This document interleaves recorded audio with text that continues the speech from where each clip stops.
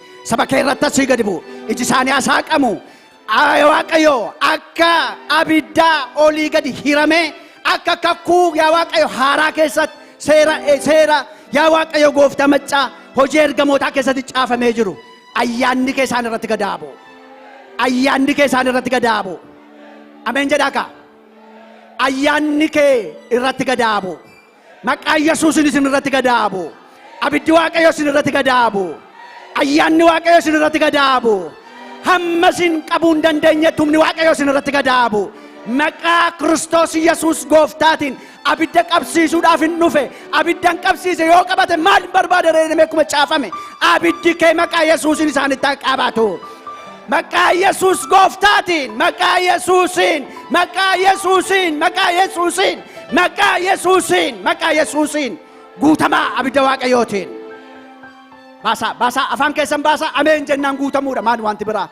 Amantii haasaa oolle. Ameen. Hallelujah. Hallelujah. Clara Bassen.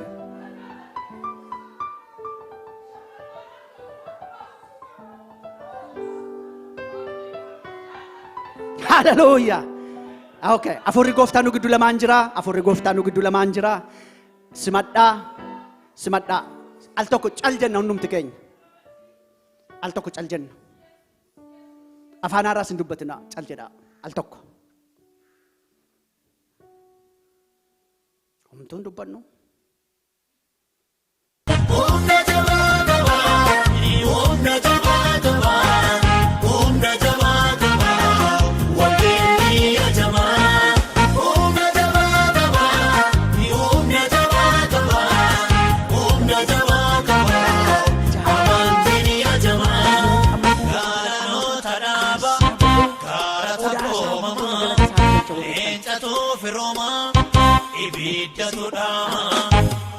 Gaafatol qabama Shaamatu panama Seena jijjiirama Galmeen dubbifama Humna jabaa qaba Humna jabaa qaba Afaan Haaraan haasa'inaa. Afaan Haaraan haasa'inaa. Cina keessan bitaaf mirga kan dhaabatu isin caalaa galatan galchin. Kan koo caala jedhaa waan mirxii jedhaa. Afaan hin baasinaa. Afaan hin baasinaa siniin jedhee jedhaa. Dhangalaasaa. Dhangalaasaa. Dhangalaasaa. Caalchisaa. Caalchisaa. Garaarraa. Abbaa manaa keessan caalaa. Ijoollee keessan caalaa. Nama nan jedhaa. Dhangalaasaa. Jedhaa. Moor. Moor. Leenca Yihudaatiif moor. Moor. Mbaasinaa. Mbaasinaa. Moor. Moor. Dhangalaasaa. Qaba beeka akkan isin rakkisu. Jedhaa. Asii ol. Akka nama giimii abiddaatti kasa intinaas naqee hixaana dhaqee raadadadadadada dhangalaasaa. Garaa keessanirraa onnee keessanirraa jaalala keessan kan agarsiisaa gooftaadhaaf. I love you Jesus. Bakka. I love you Jesus. I love you. Ay sin jaalladha gooftaa ko. Goofta karraadha antaarraa bas. Jedhaane. Dhangalaasaa. Dhangalaasaa. Waan tokko ordiin dabalinaa jaalala keessan garaarraa. Genuine love. Agape love. Fakkii kan hin qabne, fakkeessaa kan hin qabne. Gaafa isin kanatti himtan inni immoo waan inni jireenya keessan keessatti godhu argitu. Dhugaatti genuinely yoo gooftaatti himtan jireenya keessan keessatti waan inni godhu laalaa. Dhangalaasaa. Kiraanam. Jedhaa. Kiraanas keenamos. Jedhaa. Warra kaan hin boo'u dhageessu miti jaalala fannoo yaadatanii jechuudha. Kiraanas keena. Dhangalaasaa. Mana isaatti kan waame Simo'oon. Mana isaatti gooftaa Yesuusiin kan waame Simo'oon. Baasii guddaa baasee, wacii guddaa baasee bartootaa wajjin. Galata guddaa kan fudhatee deeme Maariyaam. Dhimmi Waaqayyoo dhimma garaati. Kaaf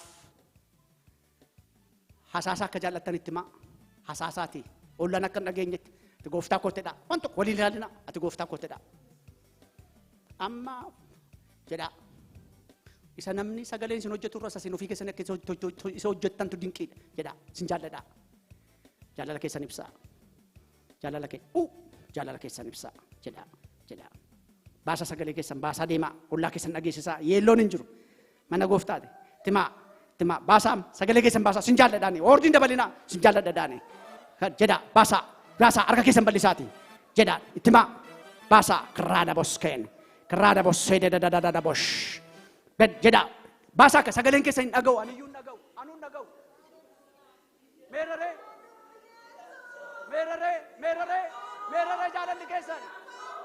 jaalalli keessan. Meeraree. Hallelujah. Baasaa. Sin jaalladhaani sagalee keessan baasaa. Illee yaamu. Hin maraatamaaf isaaf. Uffata buufamaaf isaaf. Hallelujah. Baasaa sagalee keessan. Jaalala keessan agarsiisaa. Hallelujah. Baasaa sagalee keessan. Ilillee guddaa harka walitti rukutuu guddaadhaan beeksisaa ammoo. Jaalala keessan. Itti fufaa. Sin jaalladhaani. Hallelujah. Baasaanii sagalee keessan. Shalalalalalalala. Baasaa. Jaalala keessan itti himaa. Amen.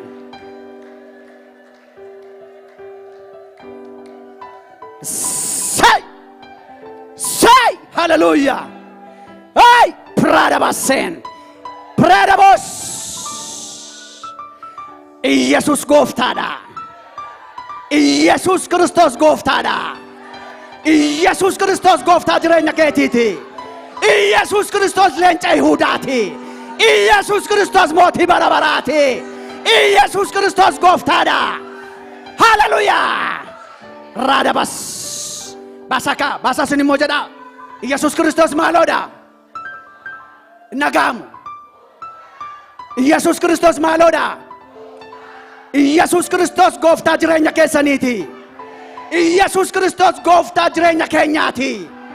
ኢየሱስ ክርስቶስ ጎፍታዳ እስን ሞረ ጀላ ቀባ ጀዳ ኢየሱስ ክርስቶስ ማሎዳ እነጋሙ እነጋሙ እነጋሙ ሰይጣና ኑናነ ኑዶርሲሱ ዱረት ጋራ ፉላ ከኛ ድሮ ጅሩረት ብየ ለፋ ኑዶርሲሱ ረት ኢየሱስ ማሎዳ ጀዳ አገሲሳ ሰገለ ከሰን ማሎዳ እተኒ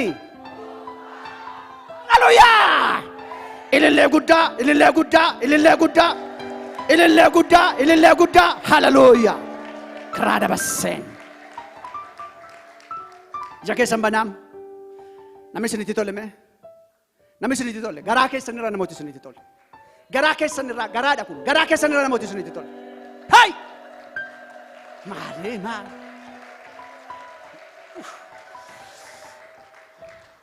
fuulli keessan naan taane fuulli keessan hin taane jaalala goofta namoota jaallata karaanaas kara bashadadadada bos warri goofta jaallatame jaalala warri qabdaniif sin jaalladha warri jettaniin haleluuyaa karaana maskeen karaana bashadadadada bos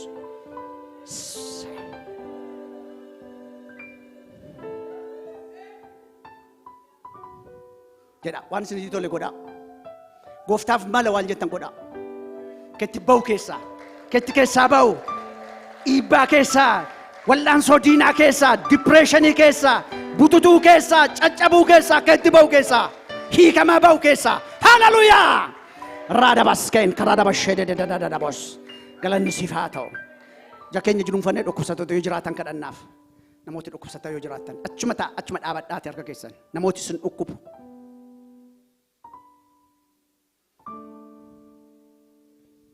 namooti sin dhukkubu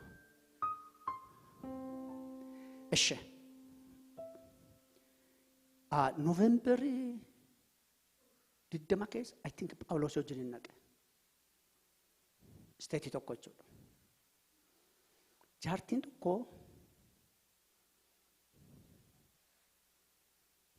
surgery dhaafi appointment qabu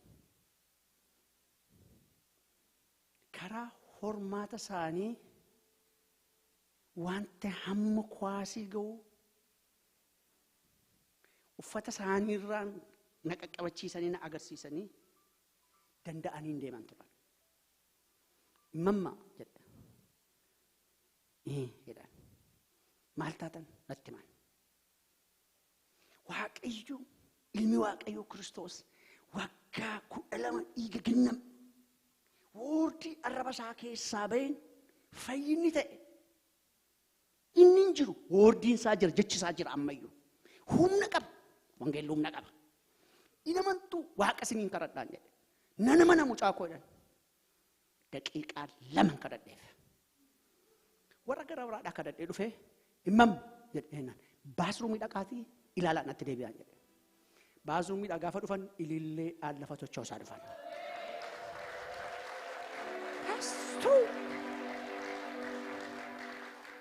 dhugaadha kun maal somna wanti dhugaan meeqamoo jira waltajjii gooftarra dhaabanne har'as jiraataadha wanta isin uffattan privacy keessan agarsiisa he know how to take care of that big akkamittiin abiddarra buusee dimixmaaxi isaa akka balleessu akka lammatti survive gochuu hin dandeenyetti operation milaaccii nutu irra hin jiraatin godaannis utuu irra hin jiraatin melt godha akka dhadhaa abidda lixeet akkamittiin akka baqsu beeka anaaf isin gidduu lamaan jira mafuurri waaqayyo Yesuus gooftaadha haleluuyaa isiniin kadhadha boor quttanatti ma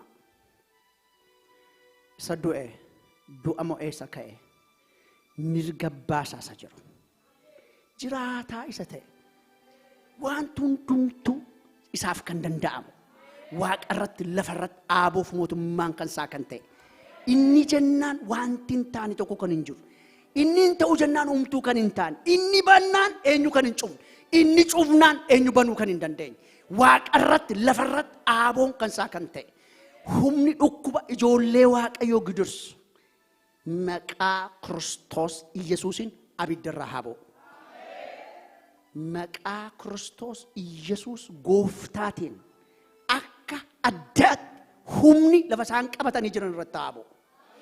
Akaakun dhukkubaa kam yeroo ammaatii ka'ee sarvaayiv akka inni hin goone maqaa Kiristoos Iyyesuusiin ajajneera.